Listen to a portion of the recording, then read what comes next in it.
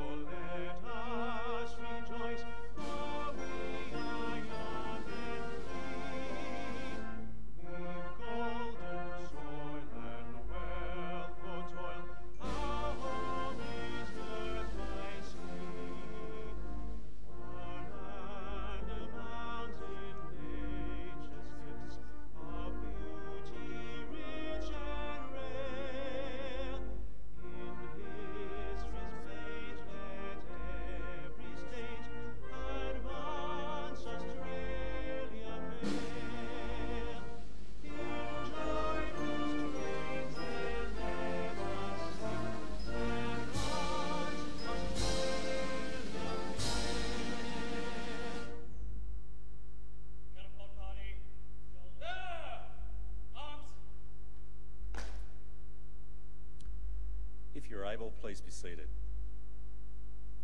I'd now like to invite Dr. Brendan Nelson, Director of the Australian War Memorial, to address you.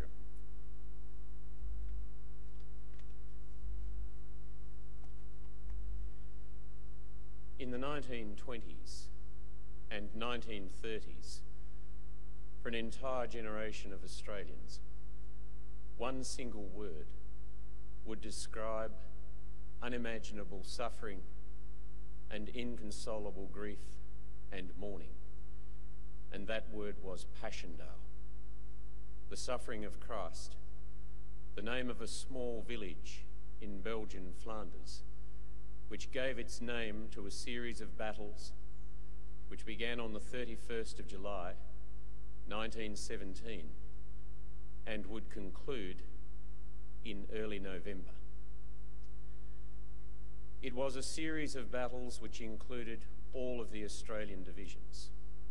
The Battle of the Menin Road on the 20th of September, 1917, Polygon Wood on the 26th of September, Broodseinde on the 4th of October, Polkapelle, which we commemorate today, and then the first battle of the Passchendaele Ridge on the 12th of October.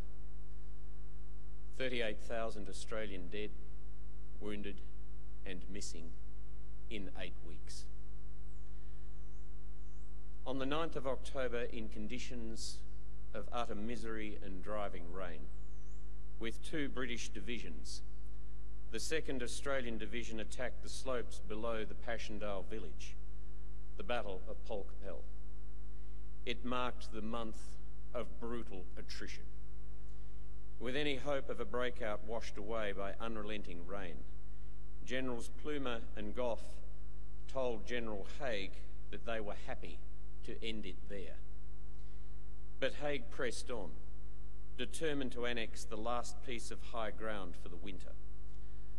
After Plumer's headquarters briefing, Australia's official First World War correspondent, Charles Bean, wrote, "They don't realise how desperately hard it will be to fight down such opposition in the mud.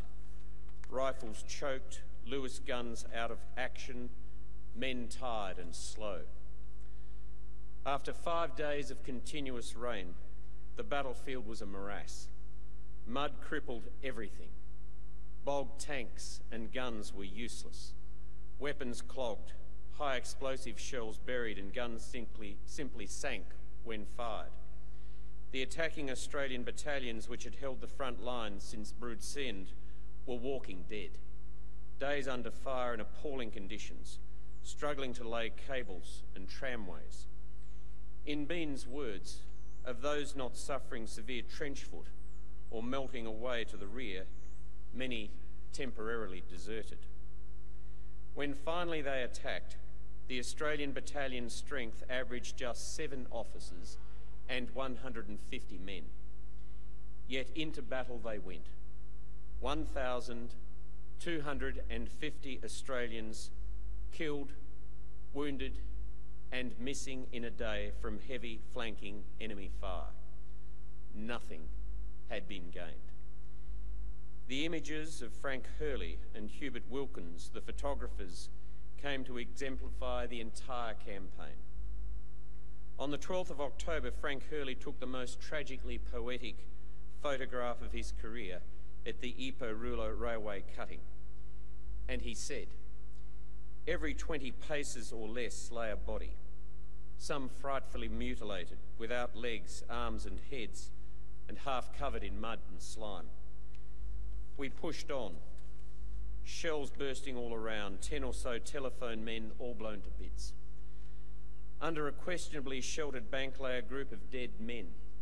Sitting by them in little scooped-out recesses sat a few living, but so emaciated by fatigue and shell shock, it was impossible to differentiate them. And yet they kept at it." Charles Bean writing of the Australians, "Australian soldiers hung on to their agreed task, whether their own death or the destruction of the world should come. The exhausted and demoralised Anzac divisions were finally relieved on October 18 by the Canadians, who made the final assault on Passchendaele. They clawed forward to capture the Passchendaele Ridge on the 6th of November. For Haig, nothing more could be achieved in Flanders. His breakthrough had failed miserably. After 3 months, the British line advanced 8 kilometres, only to expose it to German artillery. British losses stood at 275,000, dead, wounded and missing. 35 Australians had been killed for every metre of ground that had been gained. 9 of the 61 Victoria Crosses awarded were to Australians. Barely 5 months later, in 3 days, the Allies lost Passchendaele and all of the ground that had been won in the Third Battle of Ypres. Today, we commemorate the Battle of Polkapelle and the indescribable suffering that imposed on our young nation and the families who gave their all and the lives of their sons, husbands and fathers to it.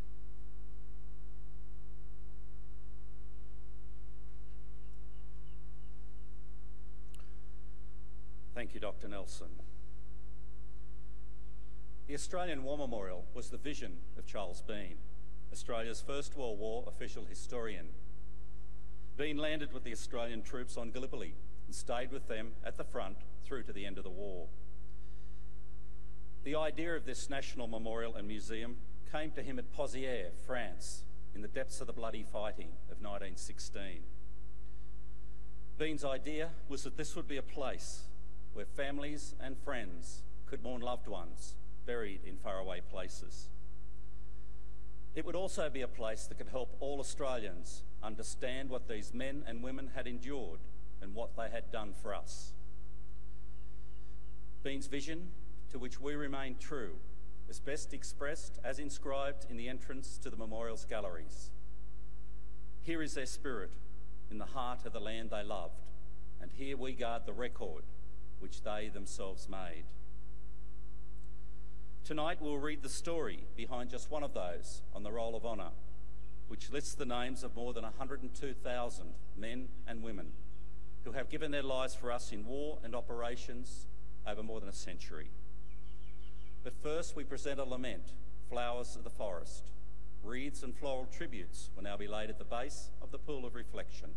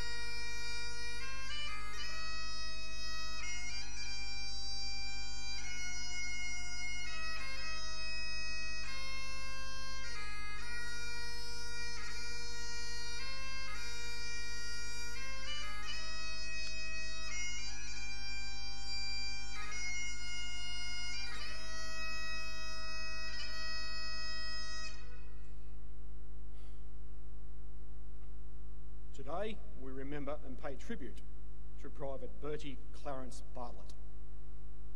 Bertie Clarence Bartlett was born in 1892 at Parkes, New South Wales, the son of Annie and Owen Bartlett.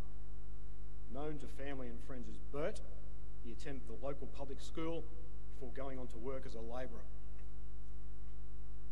At the age of 23, Bartlett had spent all of his life in the Parkes district.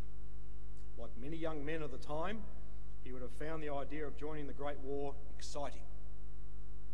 When the Boomerang recruitment march started in his hometown, the opportunity was too great to pass up.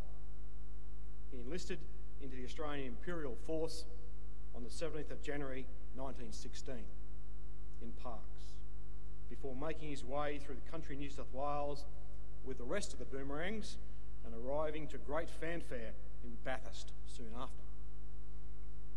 After several months' training at the new Bathurst Showground military camp, in June 1916, Bartlett left Sydney aboard the transport ship Kyara with reinforcements for the 17th Australian Infantry Battalion.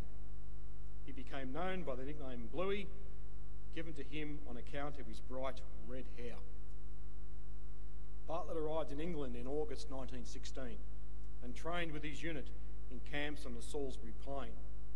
While in England, he was able to meet up with his older brother, Owen.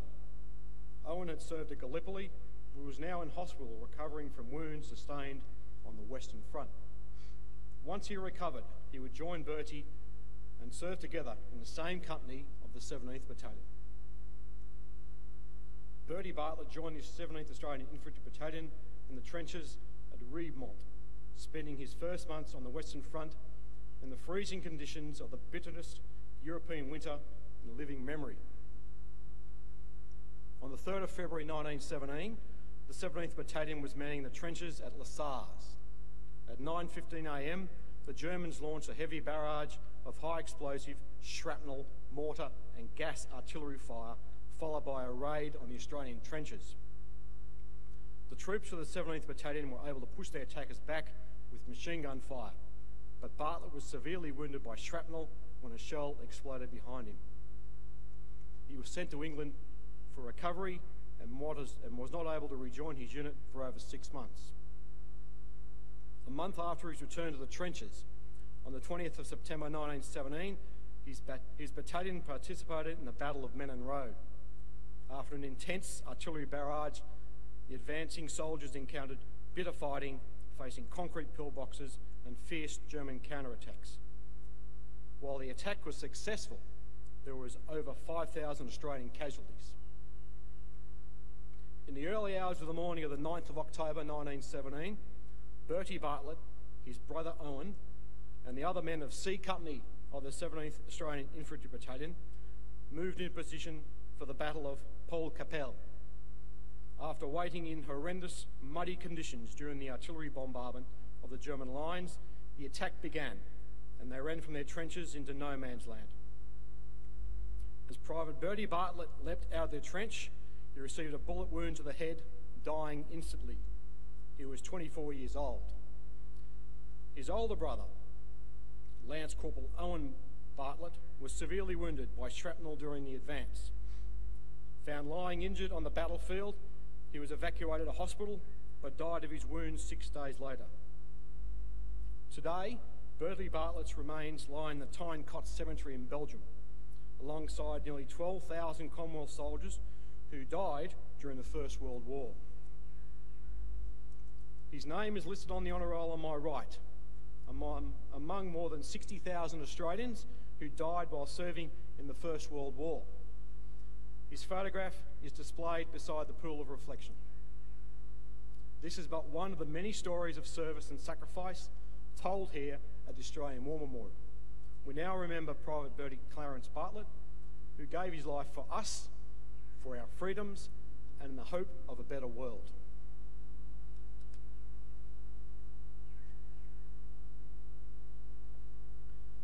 Please stand for the reading of the ode and the sounding of the last post.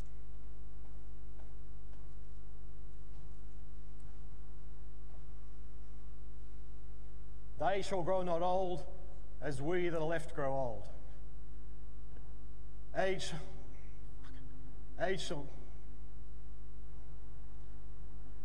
shall not weary them, nor the years condemn. At the going down of the sun and in the morning, we will remember them. We will remember them. Catapult party, present! Arms!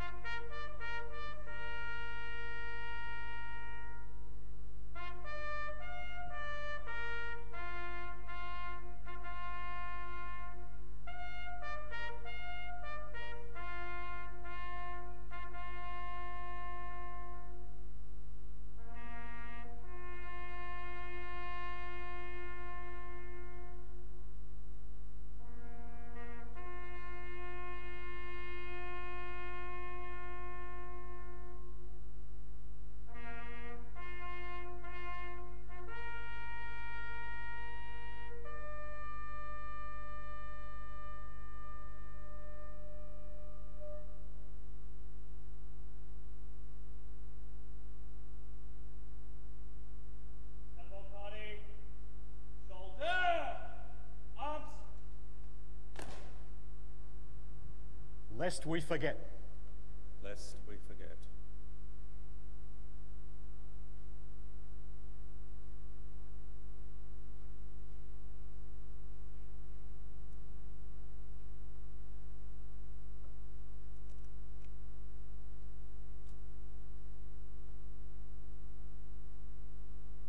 Catapult party, outwards! Turn! Catapult party, quick march!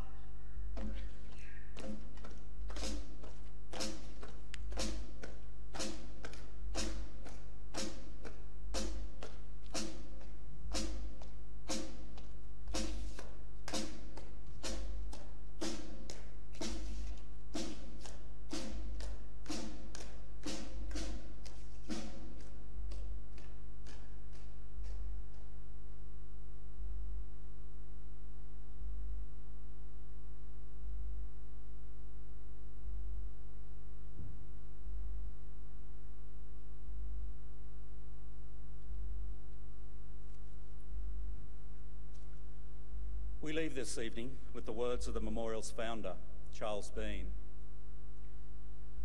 Many a man lying out there at Pozières or in the low scrub at Gallipoli, with his poor, tired senses barely working through the fever of his brain, has thought in his last moments, well, it's over.